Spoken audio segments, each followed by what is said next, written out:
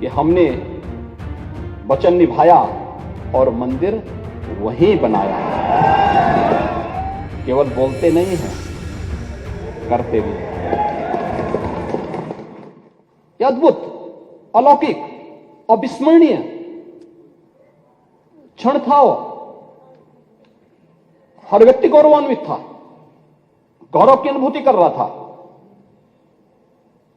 और गौरव की अनुभूति इसलिए कर रहा था कि लगभग 500 वर्षों के एक लंबे अंतराल तक चले लंबे संघर्ष, लंबी कवायद, लंबा वाद विवाद,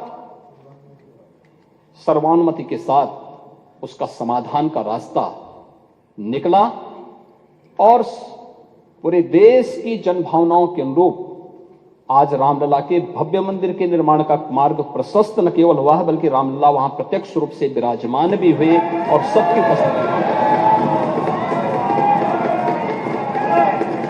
दुनिया के अंदर पहली घटना थी जहां प्रभु को अपने स्वयं के अस्तित्व के लिए स्वयं प्रमाण जुटाने पड़े थे, स्वयं प्रमाण जुटाने पड़े थे। लेकिन राम की मर्यादा हमें धैर्य की प्रेरणा देती है। उस धैर्य के साथ जो 500 वर्षों के एक लंबे अंतराल को सनातन हिंदू धर्मावलंबियों ने व्यतीत किया,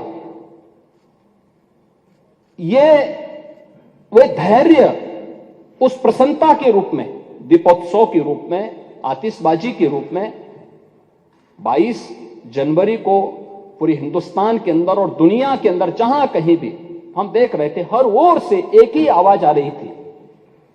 यह अद्भुत क्षण था और हमें प्रसन्नता इस बात की थी, हम अंतःकरण से प्रसन्नता इस बात की थी कि प्रभु तो विराजमान हुए हैं।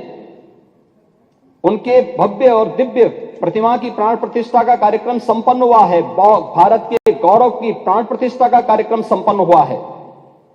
लेकिन प्रसन्नता इस बात की भी थी कि हमने वचन निभाया और मंदिर वहीं बनाया है।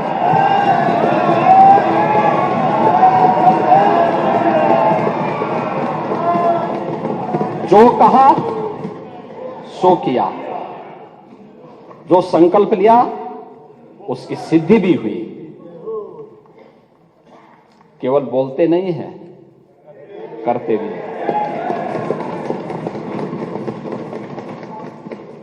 और आज नव्य, भव्य और दिव्य अयोध्या को देख करके भी हर व्यक्ति अभिभूत है।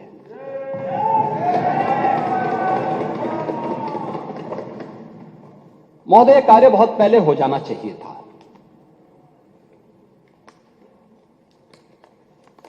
हम मानते हैं मंदिर का विवाद न्यायालय में था,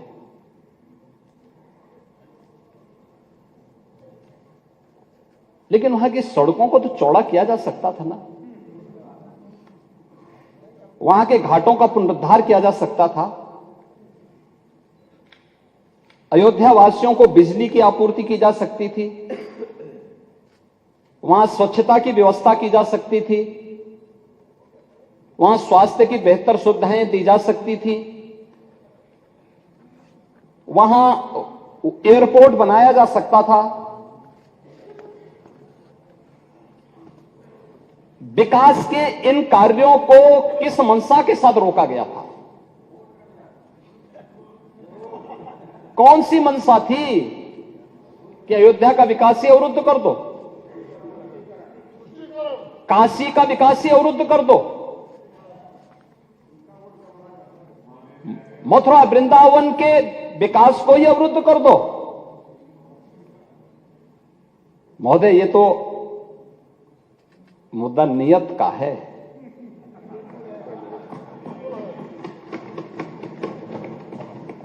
हमारी आस्था थी और नीति भी साफ थी और नियत भी बहुत स्पष्ट थी।